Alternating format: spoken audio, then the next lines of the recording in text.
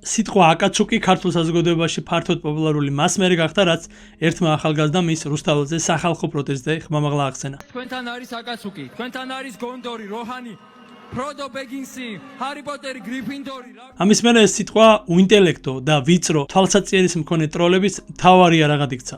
მათი თქმით, თითქოს ეს ნიშნავს სუსტს და გულუბრყვილოს. ეს სიტყვა მათ ხელში უცნაური ჟღერადობის მქონე სასაცილო ტერმინად იქცა. მე ტროლებზე დიდ დროს არ დავკარგავ.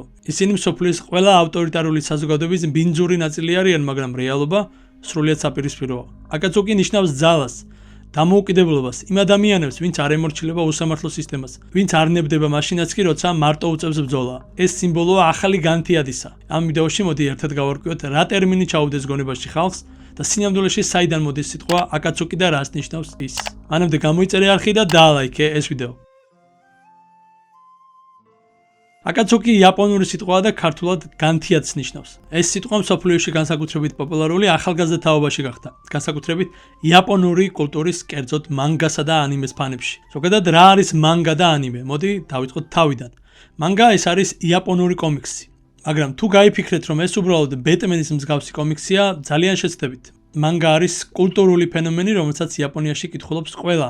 ბავშვები, სტუდენტები, ექიმები, პოლიტიკოსები, პოლიციელები და ასე შემდეგ. მანგას სტილი მე-19 საუკუნის ბოლოს ჩამოყალიბდა და როგორც ამბობენ, იაპონიაში უფრო მეტ მანგას ყიდულობენ, ვიდრე ბიბლიოთეკაში წიგნებს კითხულობენ. და რაც მთავარია, მანგა იკითხება მარჯვნიდან მარცხნივ. ანუ თუ პირველად გადაშლით მას, შეიძლება ფინალიდან დაიწყოთ კითხვა.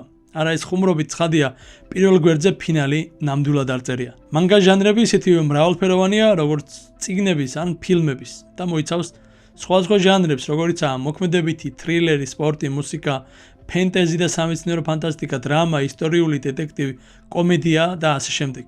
აი, ანიმე კი მანგაზე დაფუძნებული ან დამოუკიდებლად შექმნილი იაპონური ანიმაციური ფილმი ან სერიალია. არც ის არის მხოლოდ ბავშვებისთვის, არსებობს უამრავი სპეციალურად მოზარდებისა და ზრდასრულებისთვის შექმნილი ანიმეებიც, მაგალითად, ტიტანზე შეტევა ეხება ტოტალიტარიზმსა და თავისუფლებას. დისნოუთი ეთიკასა და ძალაუფლების ბოროტად გამოყენებას და სხვა შორის ეს ჩემი ფავორიტი ანიმეა და საოცარი სიუჟეტით გამოირჩევა. ასევე არის ანიმე მეორე მსოფლიო ომზე და ასე შემდეგ. ეს ყველაფერი მულტფილმის ფორმატშია, მაგრამ შინაარსით ხშირად გაცილებით სერიოზული და ემოციურია, ვიდრე ანიმაციური ფილმი. Greetings to all of you at the ICPO. ანუ ანიმე ნამდვილად არ არის მულტფილმი ბავშვებისთვის. ანიმე ისეთივე მულტფილმია, როგორც მაგალითად გლადიატორი იქნებოდა საბავშვო თეატრი. იაპონიაში ანიმე იგივეა, რაც კინო. ამიტომ, როდესაც ამბობენ ანიმე, ეს შეიძლება ნიშნავდეს ფილმს, რომელიც უფრო გავს სამეფო კარის თამაშებს, ვიდრე ტომსა და ჯერის. იაპონიაში ყოველწლიურად გამოდის 2000-ზე მეტი ახალი ანიმე ეპიზოდი და მანგას ინდუსტრიის წლიური შემოსავალი $5 მილიარდ აღემატება. ტოკიოში არსებობს სპეციალური უბანი, აკიჰაბარა, სადაც ყველაფერი ანიმეს თემაზეა.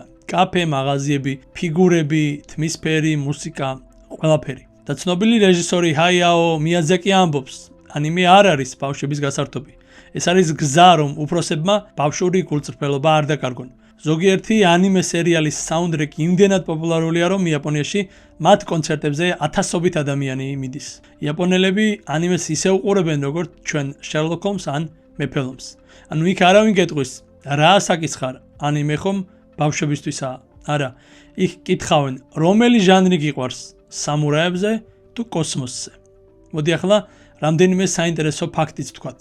მაგალითად, ანიმე Dragon Ball Z-ს იაპონიაში ზრდასრული ადამიანები ისე გულშემატკივრებენ, როგორც ჩვენ ფეხბურთის ჩემპიონატს. შეიძლება წარმოიდგინო 50 წლის კაცები ოფისიდან დაბრუნებულები, რომლებიც ეკრანებზე ხმამაღლა შეძახებენ ანიმეს მთავარ გმირებს. დარწმუნებული ვარ, სიტყვა პოკემონი ქსმენია. ისიც ანიმეს სახელია და თან ძალიან პოპულარული ანიმეა.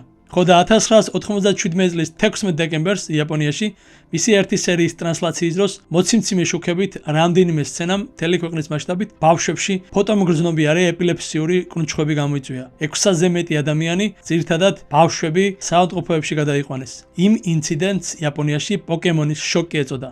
ამის შემდეგ პოკემონის ანიმე რამდენიმე თვიან პაუზაზე გავიდა. ეპიზოდი ამოიღეს და სხვა ქვეყნებში ის ეთერში არასდროს გასულა. მე ვნახე ეს სცენა და ნამდვილად ურთულესი სანახავია, ამიტომაც მოვერიდე ამ სცენის ჩემს ვიდეოში ჩასმას.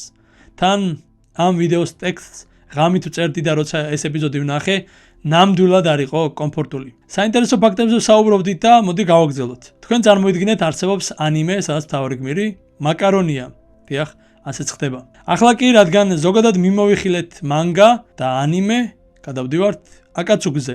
ამისთვის უნდა ვთქვათ ერთი სიტყვა ნარუტო, რომელიც სავარაუდოდ ასევე ქსმენია. ნარუტოც ანიმეა და ძალიან პოპულარული. სწორედ ამ ნარუტოს სამყაროში ჩნდება ჯგუფი, რომლის სახელიც ქართულ საზოგადოებაში ძალიან პოპულარული გახდა. აკაცუკი არის მსოფლიო კინემატოგრაფიული კულტურის ისტორიაში ალბათ ყველაზე საშიში და ძლიერი სცენარული ტერმინი. თუ სიტყვას აკაცუკს იაპონურიდან თარგმნით, როგორც ვთქვით, ეს ნიშნავს განთიადს. ნარუტოს სამყაროში აკაცუკი ერთგვარი ელიტური დაჯგუფებაა და მას ნინძები მართავენ.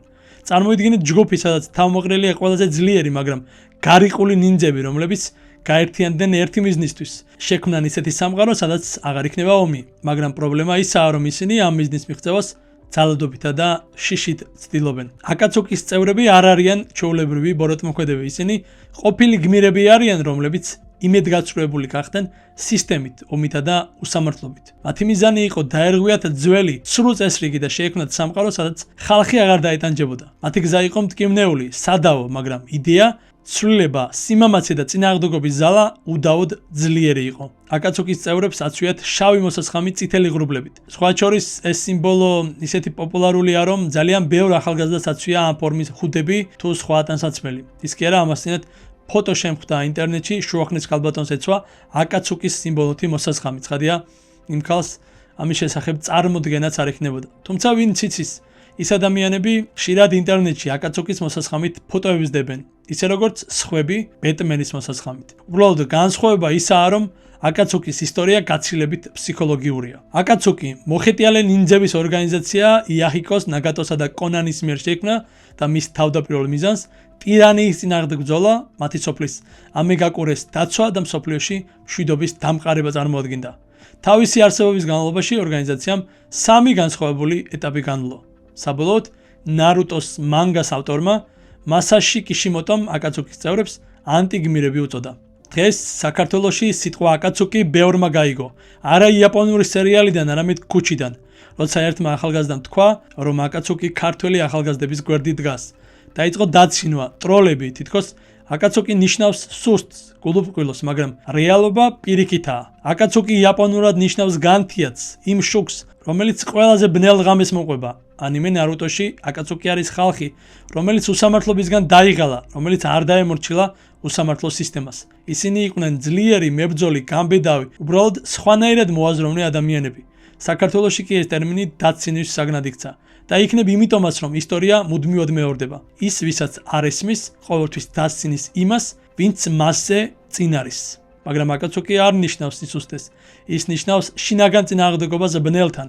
მაშინაც კი, როცა მთელი სამყარო გეუბნება, რომ ხელის შაქნება უფრო ადვილია. ამიტომ როცა ვიღაც ამ სიტყვით ცდილობს დაგამცინოს, გაიღიმე და მშვიდად უპასუხე. შენ ამ სიტყვას ვერ აცნობიერებ, აკაცუკი ახალგაზრდებს არ ამცირებს, ის აძლიერებს.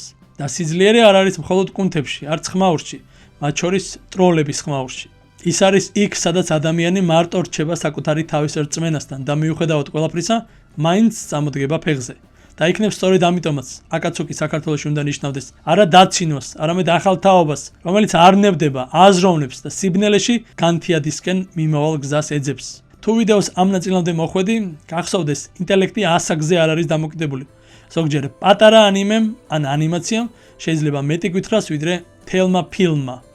თუ მოგეწონა ეს მოგზაურობა იაპონურ კულტურაში, გამოიწერე არხი, რადგან შემდეგში უფრო მეტ საინტერესო დეტალს გავიგებთ. დიდი მადლობა.